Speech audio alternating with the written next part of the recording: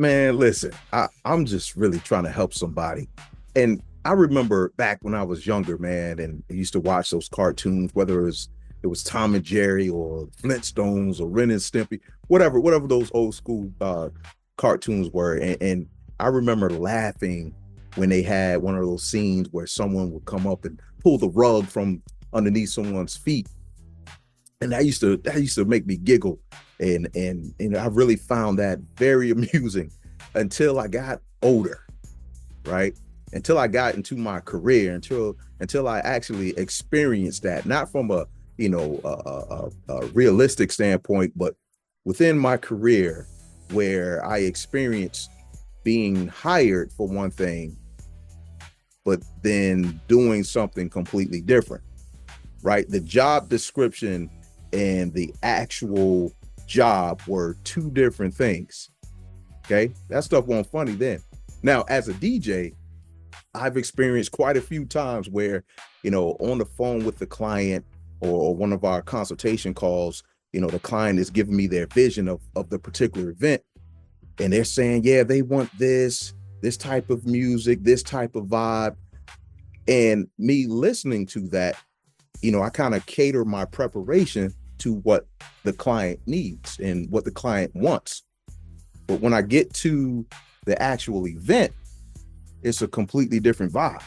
And so now I'm like, okay, I prepared for one thing. You told me one thing, but now I have to do something else. So this isn't what I was hired to do. A lot like the career example, or even still as a DJ, there's been plenty of times where in the wedding situation, again, having that phone call, or those series of phone calls, the series of different types of communication with the client, they're saying this, they're saying that, they want this, they want that.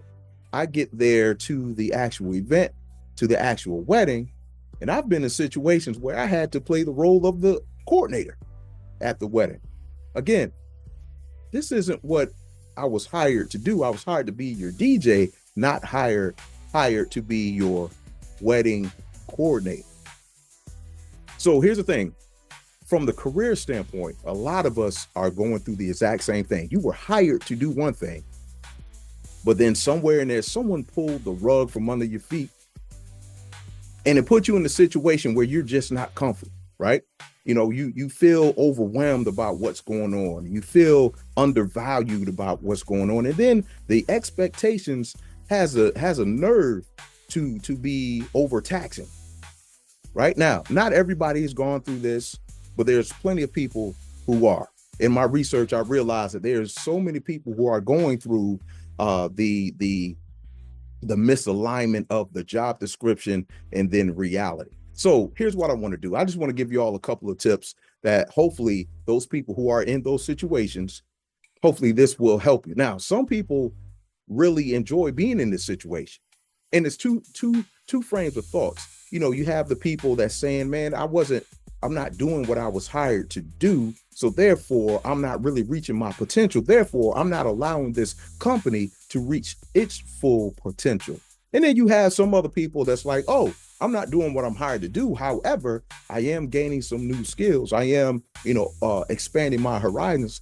Now, these ideologies are perfectly fine, whichever one you want to take. But like I said, in the research that I've done and the people that I've talked to in my own experience, I know how it feels to be hired for one thing and then get hit with that okey doke to be expected to do something else. So I want to hit you with 3 different tips that can help you navigate through this situation. If you are going through this situation, one of the things I want you to do, I want you, first of all, to maintain your professionalism. Now, this is very important because you may sense a certain level of frustration about what you're doing on a daily basis. You may be one of those people that say that the more you go to work, the less you know what you're doing because you're not doing what you have been hired to do, what you've trained all your career to do, what you've been preparing to do. But you have to maintain your professionalism because your professionalism, whether you realize it or not, your professionalism is going to open or close future doors. Now, I'm not sitting here and telling people what to do when you're in these situations, whether to stay or whether to resign. That's totally up to you. I'm not here to tell you that. That all depends. That's a personal decision.